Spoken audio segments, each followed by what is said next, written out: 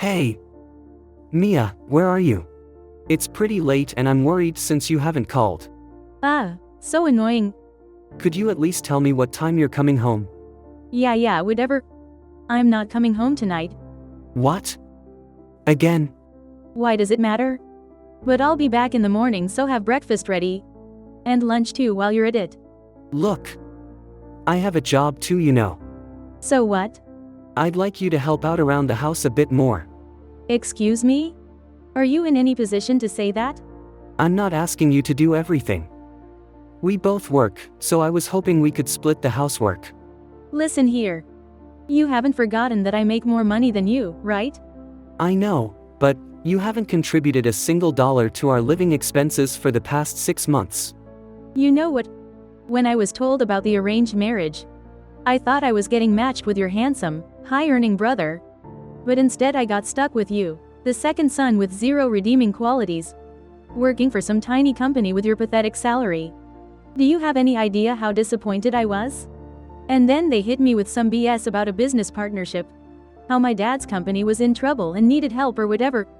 Like they just sprung that on me after the fact. So I had no choice but to marry you. I did you a favor by marrying you. Well, my brother already had a fiancée he promised his future to, so there wasn't much choice. Then, you should at least be considerate of me. I'm literally the most pitiful woman in the world. You need to make it up to me and worship the ground I walk on. I've been trying to do that. Not nearly enough. And you know what else? The only man who could ever satisfy me is one who makes more money than I do. I don't know what to say to that. You're so frustrating.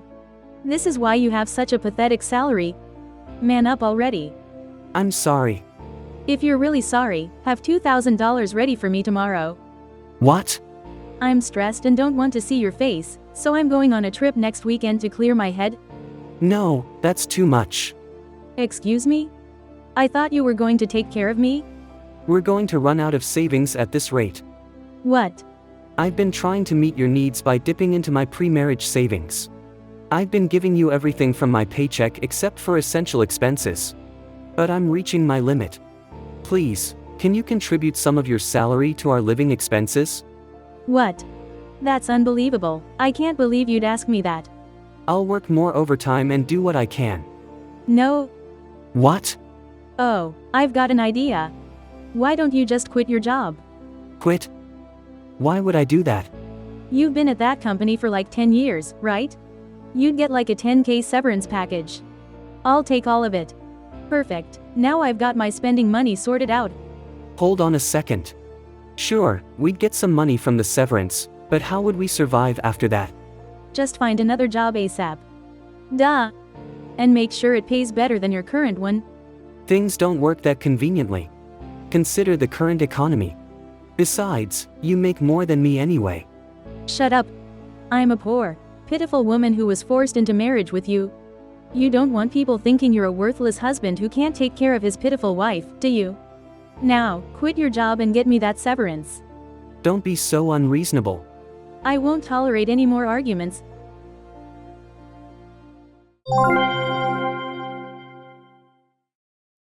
Mia, where are you? You haven't been home for a week now.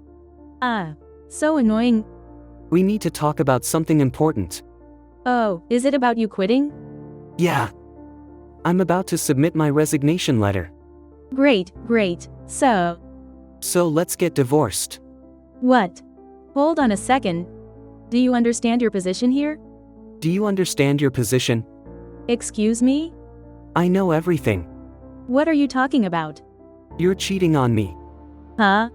With my brother. Hello? You there? Say something. Well, if you already know, whatever. You don't even need to write up divorce papers, I already have them. Really? You already wrote them yourself, didn't you? I found them and took them with me. I was wondering where those went from my drawer. Could you file them, then? Already did. Already? I was at my friend's place near the courthouse. So there you have it. Well, it saves me from dealing with a messy process, so that's helpful. Now I can marry your brother. I'll be the future CEO's wife. Just so you know, I'm suing for damages. What, damages? I'm discussing with my lawyer, but we're looking at a 6-figure settlement from both you and my brother. Whatever, that's fine. The future CEO has plenty of money, unlike your broke ass. Don't block me until we've sorted out these details. Yeah.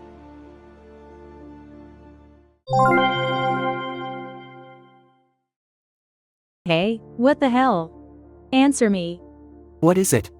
I can't withdraw any money. What? Your severance package.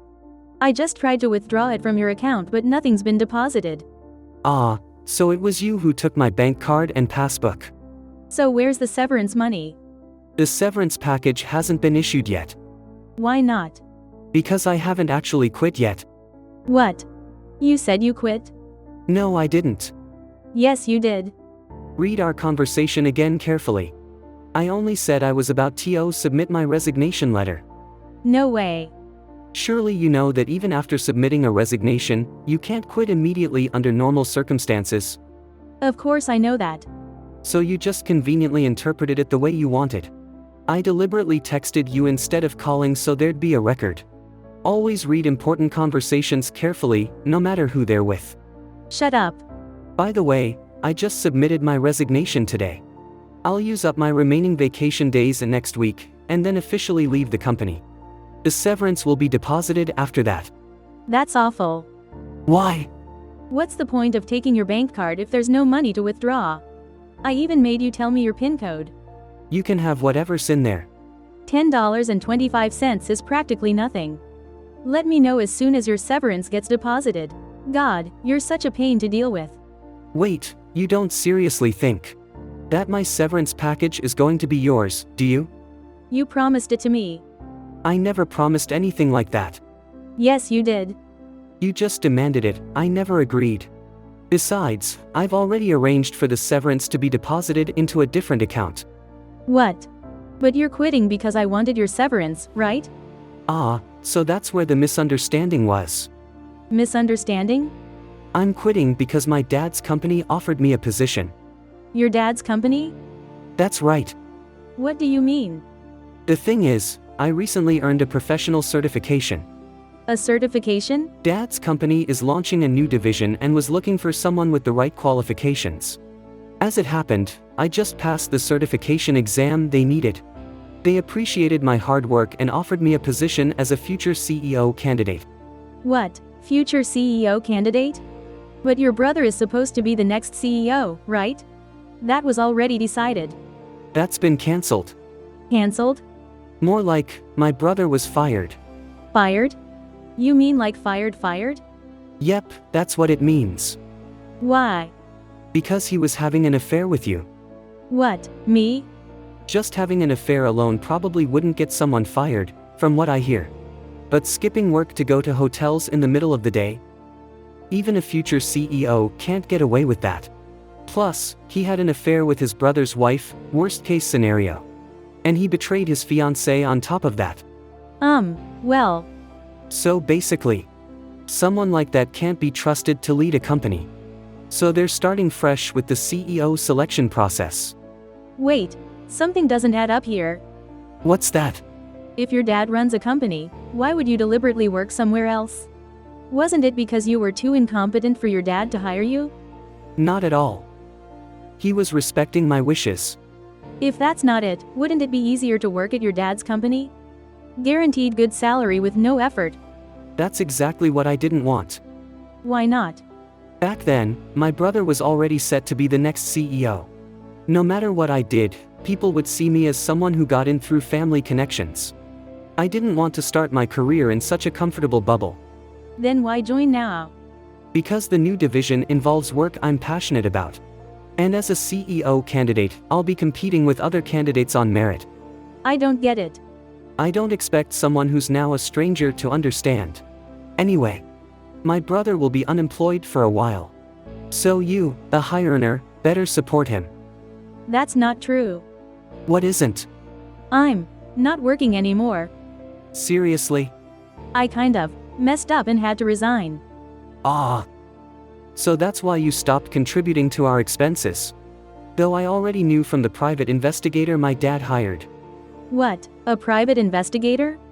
That's mean. If you knew, you didn't have to be so passive-aggressive about it. Can you blame me after everything? Maybe I was too soft on you. What? Even though it was partly an arranged marriage, I thought, she's going to be my wife, so I might have misunderstood what it means to be kind. No, you weren't wrong at all. But hey, about that? Being hired as a future CEO candidate means your salary will go up, right? Well, it'll be better than before. So, I'll turn over a new leaf and do all the housework. So let's not rush into divorce, okay? Come on. You're the one who filed for divorce. If I'd known this would happen, I never would have filed. No matter how things played out, we would have ended up divorced. Why? My dad doesn't tolerate dishonesty. He was ruthless enough to cut off his own son, the heir, just for having an affair. A woman who cheats on her husband would be treated about the same. There's no way he'd allow a cheater to be the wife of the future CEO candidate. And I feel the same way. But, I've learned my lesson. Too late for that. Wait, please. So anyway, my lawyer will be contacting you soon. Wait, you know where I am? My brother's secret apartment, right? That was in the PI's report too. Please, I'm begging you. This will be our last direct conversation. I'll be a good wife this time. Please give me another chance. I actually do love you. We can make this work, I know it. Hello? Why aren't my messages being delivered?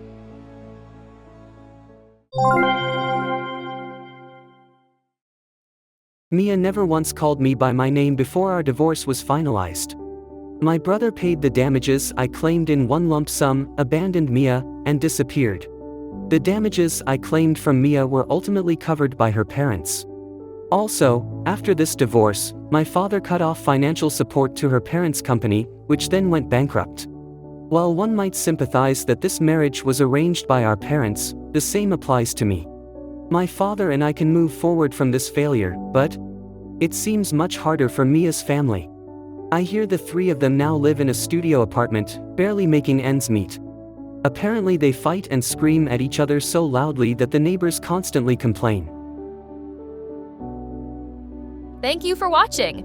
If you liked the video, please give it a thumbs up and subscribe to my channel.